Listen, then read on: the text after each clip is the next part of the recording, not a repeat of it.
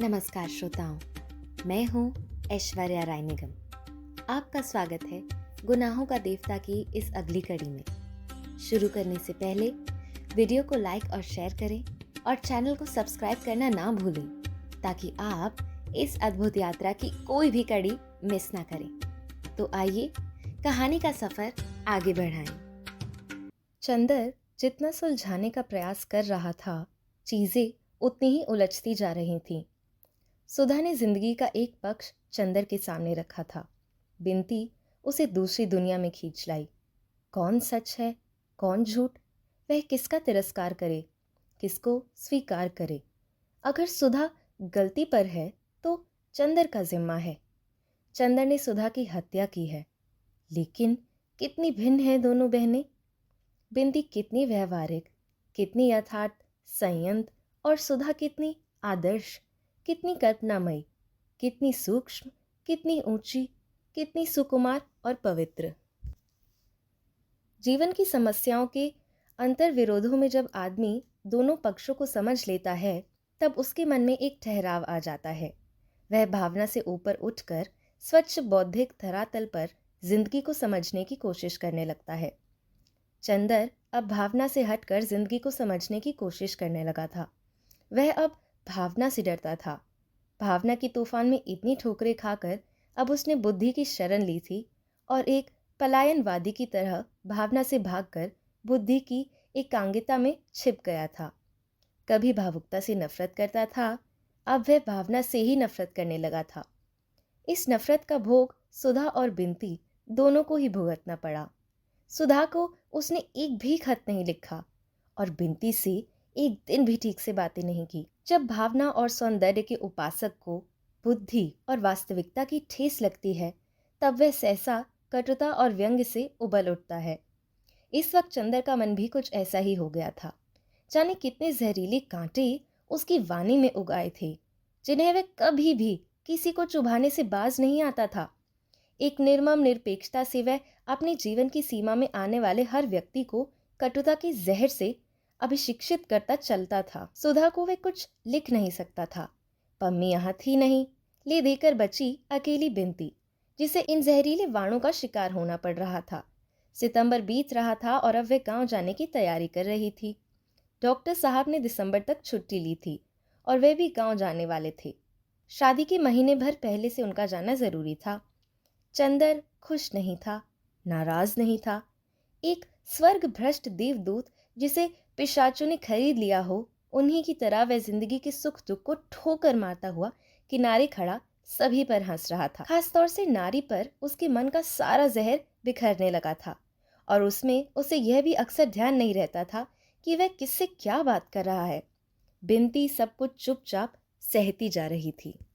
बिनती को सुधा की तरह रोना नहीं आता था, ना उसकी चंदर इतनी परवाह ही करता था जितनी सुधा की। दोनों में बातें भी बहुत कम होती थी, लेकिन बिनती मन ही मन दुखी थी। वह क्या करे।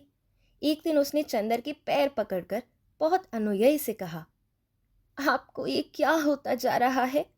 अगर आप ऐसे ही करेंगे तो हम दीदी को लिख देंगे। चंदर बड़ी भयानवी हंसी हंसा।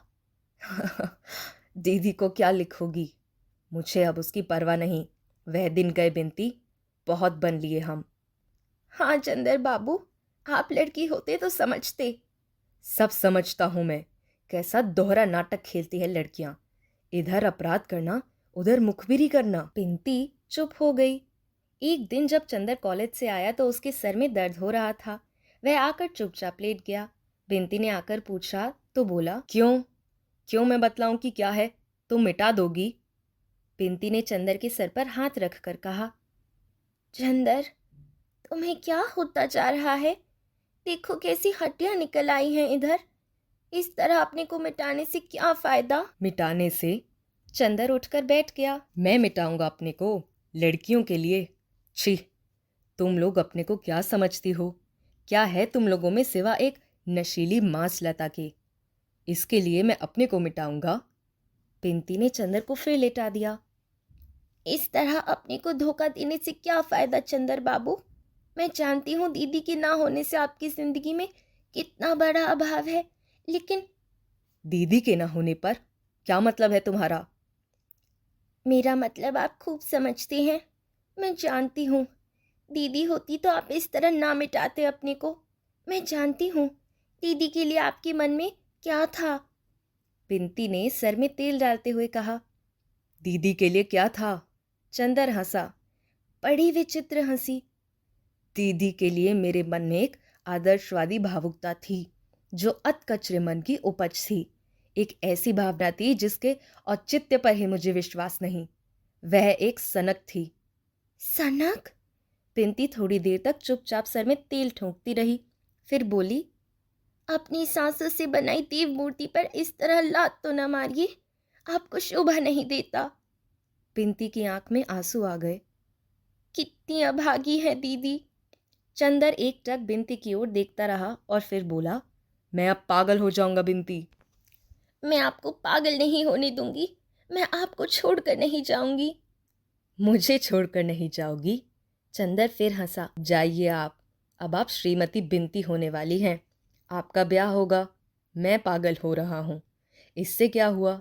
इन सब बातों से दुनिया नहीं रुकती, शहनाइयाँ नहीं बंद होती, बंधन बार नहीं तोड़े जाते।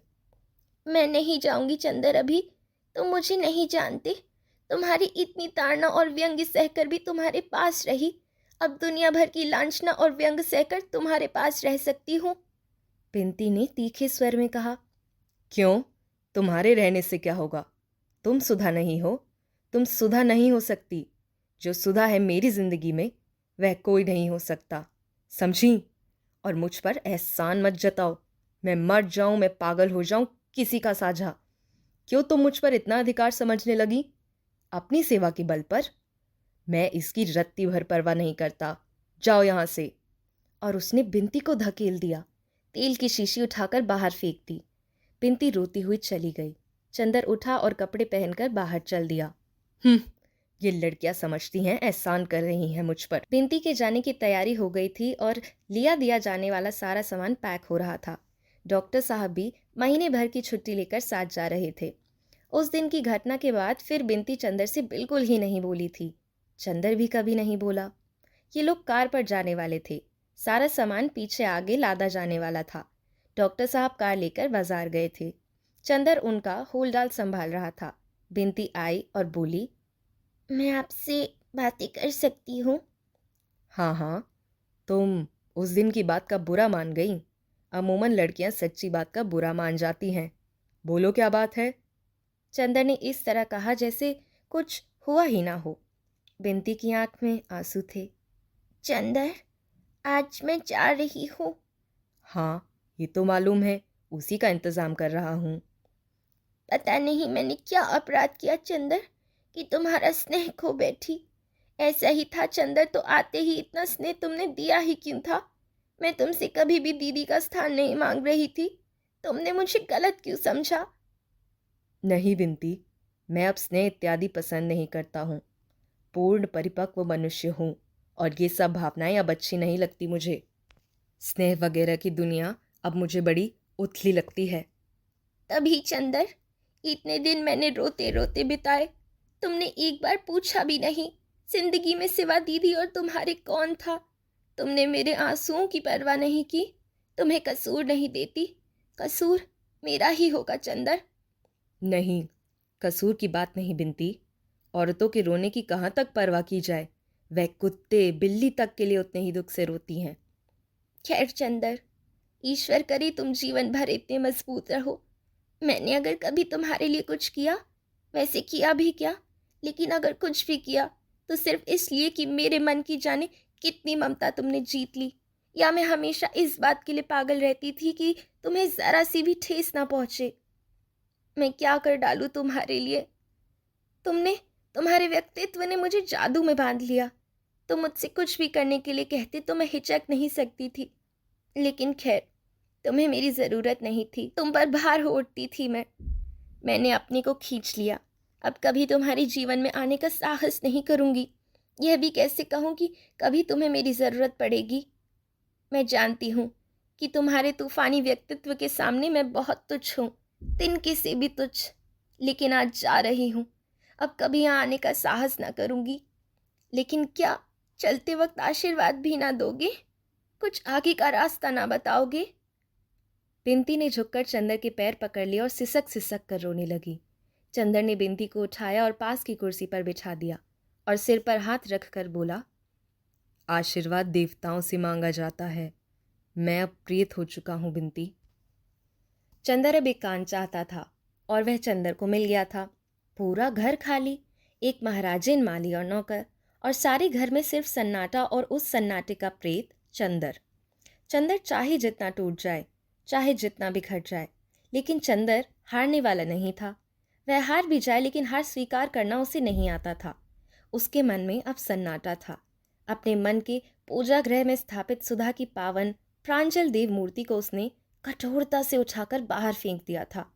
मंदिर की मूर्तिमय पवित्रता बिंती को अपमानित कर दिया था और मंदिर के पूजा उपकरणों को, अपने जीवन के आदर्शों और मानदंडों को उसने चूर चूर कर डाला था और बुत शिकन विजेता की तरह क्रूरता से हंसते हुए मंदिर के भग्नावशेषों पर कदम रखकर चल रहा था। उसका मन टूटा हुआ खंडहर था, जिसके उजाड़ बेछत कमरों में चमगादड़ बसेरा करते हैं और जिसके ध्वंसावशेषों पर गिरगिट पहरा देते हैं। काश कि कोई उन खंडहरों की ईंटें उलटकर देखता तो हर पत्थर के नीचे पूजा मंत्र सिसकते हुए मिलते, हर धूल की परत में घंटियों की बेहोश ध्वनियां मिलती, हर कदम के मुरझाए हुए पूजा के फूल मिलते और हर शाम सवेरे भग्न देव मूर्ति का करुण रुदन दीवारों पर सिर पटकता हुआ मिलता। लेकिन चंदर ऐसा वैसा दुश्मन नहीं था। उसने मंदिर को चूर चूर कर उस पर अपने गर्व का पहरा लगा दिया था कि कभी भी कोई उस पर खंडहर के अवशेष कुरेद कर पुराने विश्वास, पुरानी अनुभूतियां, पुरानी पूजाएं फिर से ना जगा दे। बुत शिकन तो मंदिर तोड़ने के बाद सारा शहर जला देता है ताकि शहर वाले फिर उस मंदिर को ना बना पाए। ऐसा था चंदर। अपने मन को सुनसान कर लेने के बाद उसने अपनी जिंदगी, अपना रहन सहन, अपना मकान और अपना वातावरण भी सुनसान कर लिया था।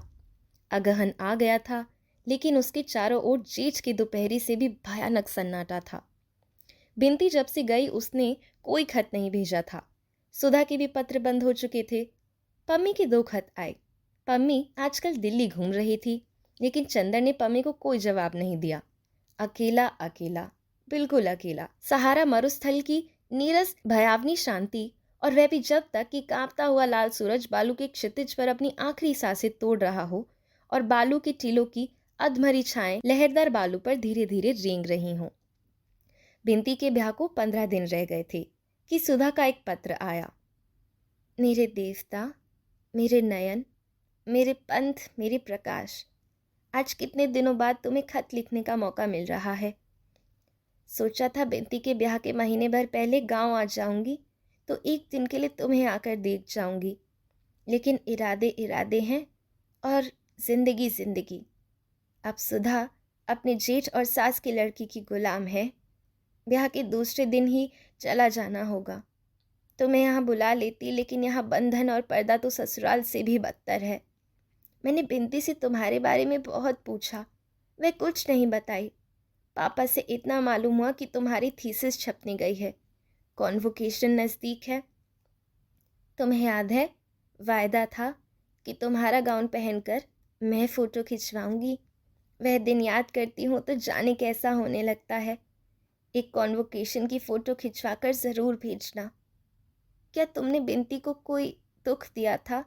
बिंती हरदम तुम्हारी बात पर आंसू भर लाती है। मैंने तुम्हारे भरोसे बिंती को वहाँ छोड़ा था।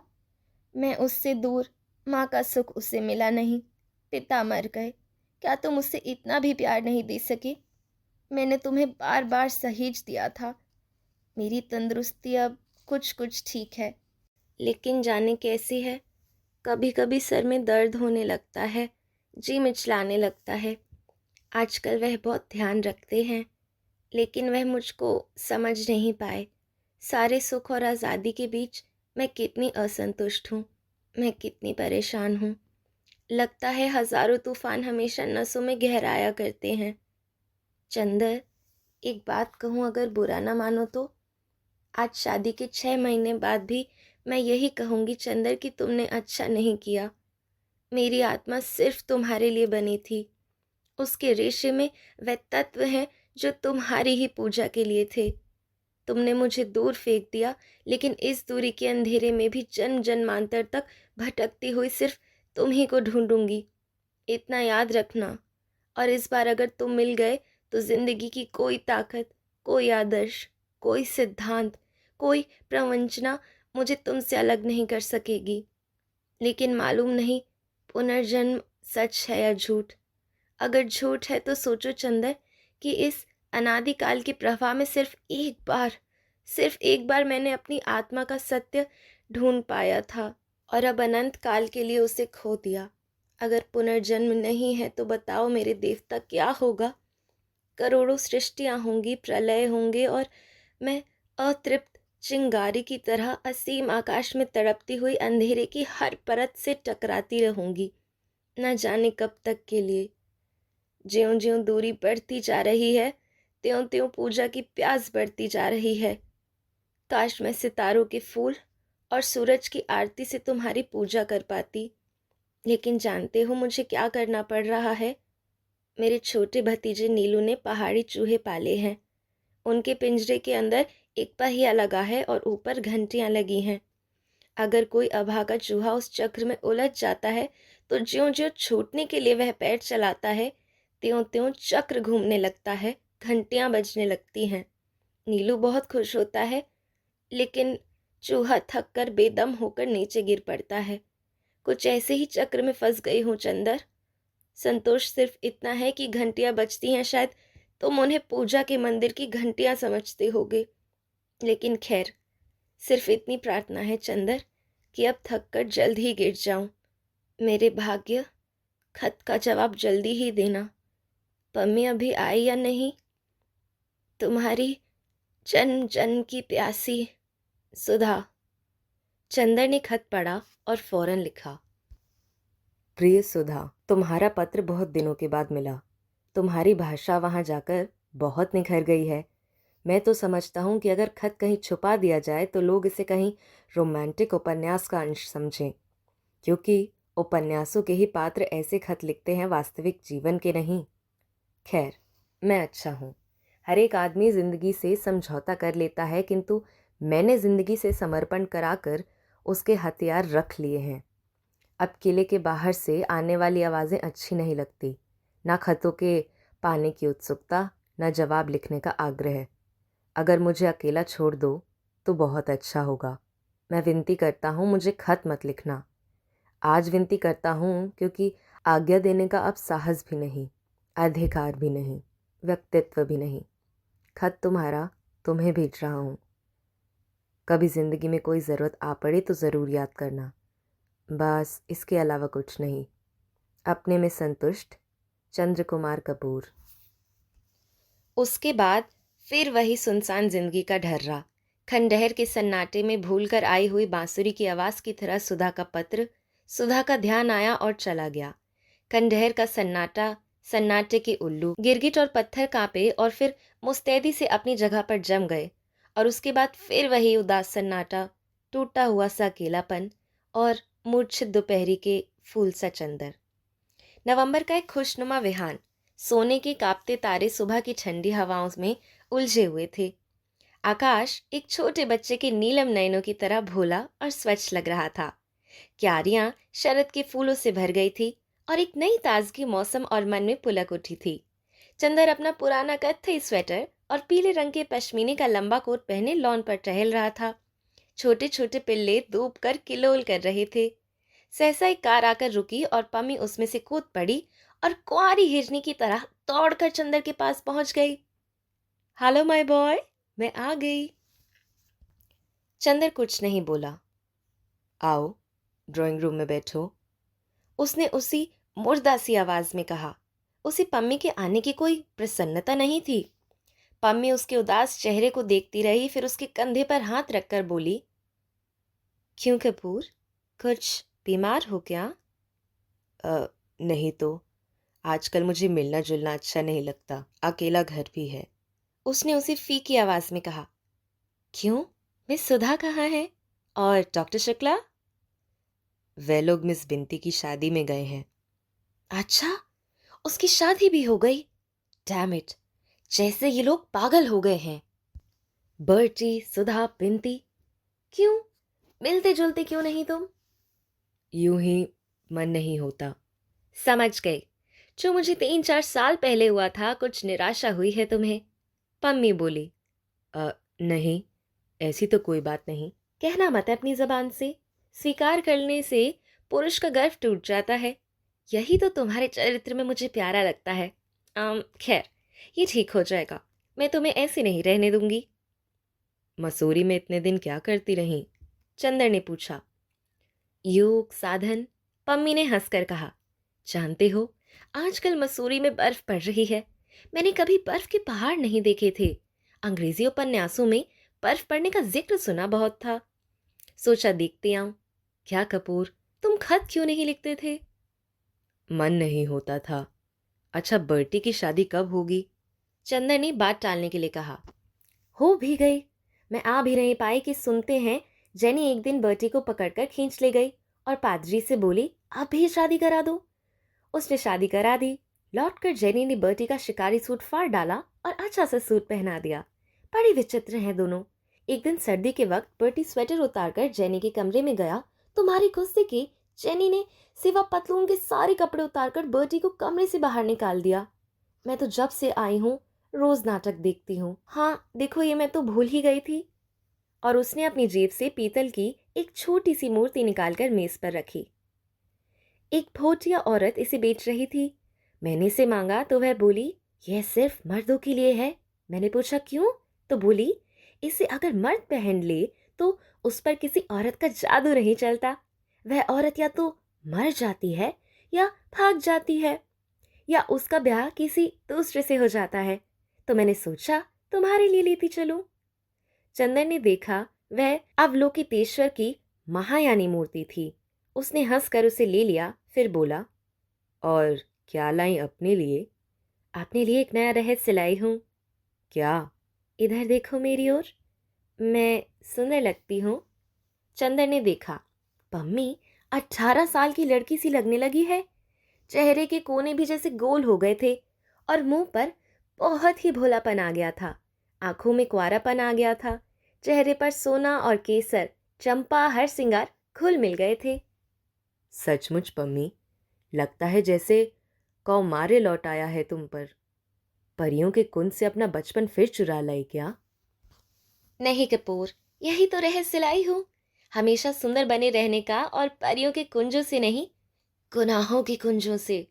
मैंने हिमालय की छांव में एक नया संगीत सुना कपूर, मांसलता का संगीत। मसूरी के समाज में घुल मिल गई और मादक अनुभूतियां बटोरती रही बिना किसी पश्चाताप के। और मैंने देखा कि दिनों दिन निखरती जा रही हूँ। कपूर, सेक्स इतना बुरा नहीं जितना मैं समझती थी। तुम्हारी क्या राय है? हाँ, मैं देख रहा हूँ। सेक्स लोगों को उतना बुरा नहीं लगता जितना मैं समझता था। नहीं चंदर, सिर्फ इतना ही नहीं। अच्छा मान लो, जैसे तुम आजकल उदास हो और तुम्हारा सिर इस तरह अपनी गोद में रख लूं, तो कुछ संतोष नहीं होगा तुम्हें? और पम्मी ने चंदर का सर सचमुच अपने श्वासंदोलित वक्ष से चिपका लिया। चंदर झल्लाकर अलग हट गया। कैसी अजब लड़की है। थोड़ी देर चुप बैठा रहा, फिर बोला, क्यों पम्मी, तुम एक लड़की हो। मैं तुम ही से पूछता हूँ, क्या लड़कियों के प्रेम में सेक्स अनिवार्य है? हाँ, पम्मी ने स्पष्ट स्वरों में जोर देकर कहा। लेकिन पम्मी, मैं तुमसे नाम तो नहीं बताऊंगा, लेकिन एक लड़की है जिसको मैंने प्यार किया है, लेकिन शायद वह मुझसे शादी नहीं कर पाएगी। मेरे उसके कोई शारीरिक संबंध भी नहीं है। क्या तुम इसे प्यार नहीं कहोगी? कुछ दिन बाद जब उसकी शादी हो जाए तब पूछना, तुम्हारा सारा प्रेम मर जाएगा। पहले मैं भी तुमसे कहती थी पुरुष और नारी के संबंधों में एक अंतर जरूरी है। अब लगता है ये सब एक भुलावा है, अपने से पम्मी ने कहा। लेकिन दूसरी बात तो सुनो, उसी की एक सखी है। वह जानती है कि मैं उसकी सखी को प्यार करता हूँ, उसे नहीं कर सकता। कहीं सेक्स की तृप्ति का सवाल नहीं, फिर भी वह मुझे प्यार करती है। इसे तुम क्या कहोगी? चंदर ने पूछा। यह और दूसरे ढंग की परिस्थिति है। देखो कपूर, तुमने हिप्नोटिज्म के बारे में नहीं पढ़ा? ऐसा होता है कि अगर कोई हिप्नोटिज्म एक लड़की को हिप्नोटाइज कर रहा है और बगल में एक दूसरी लड़की बैठी है जो चुपचाप ये देख रही है, तो वातावरण के प्रभाव से अक्सर ऐसा देखा जाता है कि वह भी हिप्नोटाइज हो जाती है, लेकिन वह एक क्षणिक मानसिक मूर्छा होती है जो टूट जाती है, पम्मी ने कहा। चंदर को लगा जैसे बहुत कुछ सुलझ गया। एक क्षण में उसके मन का बहुत सा भार उतर गया। पम्मी, मुझे तुम ही एक लड़की मिली जो साफ बातें करती हो और एक शुद्ध तर्क और बुद्धि के धरातल से। बस, मैं आजकल बुद्धि का उपासक हूँ। भगवान से चिढ़ है। बुद्धि और शरीर, बस यही दो आदमी के मूल तत्व हैं। हृदय तो दोनों के अनंत संघर्ष की उलझन का नाम है, पम्मी ने कहा और सहसा घड़ी देखते हुए बोली, 9 बज रहे हैं, चलो 9:30 से मैटनी है, आओ देखाएं। मुझे कॉलेज जाना है, मैं जाऊंगा नहीं कहीं। आज इतवार है प्रोफेसर कपूर, पम्मी चंदर को उठाकर बोली। मैं तुम्हें उदास नहीं होने दूंगी। मेरे मीठे सपने, तुमने भी मुझे इस उदासी के इंद्रजाल से छुड़ाया था, याद है ना? और चंदर के माथे पर अपने गरम मुलायम होठ रख दिए। माथे पर पम्मी के होठों की गुलाबी आग चंदर की नसों को गुदगुदा गई। वह क्षण भर के लिए अपने को भूल गया। पम्मी के रेशमी फ्रॉक के गुदगुदाते हुए स्पर्श, उसके वक्ष की अलभ्य गरमाई और उसके स्पर्श के जादू में खो गया। उसके अंग अंग में सुबह शबनम ठलकने लगी। पम्मी उसके बालों को उंगलियों से सुलझाती रही, फिर कपूर के गाल थपथपाकर बोली, चलो। कपूर जाकर बैठ गया। तुम ड्राइव करो, पम्मी बोली। चंदर ड्राइव करने लगा और पम्मी कभी उसके कॉलर, कभी उसके बाल, कभी उसके होठों से खेलती रही। 7 चांद की रानी ने आखिर अपनी निगाहों के जादू से सन्नाटे के प्रेत को जीत लिया। स्पर्शों की सुकुमार रेशमी तारों ने नगर की आग को शबनम से सींच दिया। उबड़ खाबड़ खंडहर को अंगों के गुलाब की पंखुड़ियों से ढक दिया और पीढ़ा के अंधियारे को सीपिया पलकों से झड़ने वाली दूधिया चांदनी से धो दिया। एक संगीत की लय थी जिसमें स्वर्ग भ्रष्ट देवता खो गया। संगीत की लय थी या उद्दाम यौवन का भरा हुआ ज्वार था जो चंदर को एक मासूम फूल की तरह बहा ले गया। जहां पूजा दीप बुझ गया था, वहां तरुणाई की सांस की इंद्रधनुषी समा झिलमिला उठी थी। जहां फूल मुरझाकर धूल में मिल गए थे, वहां पुखराजी स्पर्शों की सुकुमार हर सिंगार झर पड़े। आकाश के चांद के लिए जिंदगी के आंगन में मचलता हुआ कन्हैया थाली के प्रतिबिंब में ही भूल गया। चंदर की शामें पम्मी के अदम्य रूप की छाह में मुस्कुरा उठी। ठीक 4 बजे पम्मी आती, कार पर चंदर को ले जाती और चंदर 8 बजे लौटता। प्यार के बिना कितने महीने कट गए, पम्मी के बिना एक शाम नहीं बीत पाती। लेकिन अब भी चंदर ने अपने को इतना दूर रखा था कि कभी पम्मी के होठों के गुलाबों ने चंदर के होठों के मूंगे से बातें भी नहीं की थी। दोस्तों, आपका बहुत बहुत धन्यवाद कि आपने इस कहानी को यहाँ तक सुना। उम्मीद है कि आपको यह हिस्सा भी पसंद आया होगा। ये कहानी अभी जारी है और अगले एपिसोड में हम और भी दिलचस्प मोड़ और नए घटनाक्रम लेकर आएंगे। तो अगले एपिसोड का इंतजार जरूर करें और अपनी उत्सुकता यूं ही बनाए रखें। तब तक के लिए अलविदा।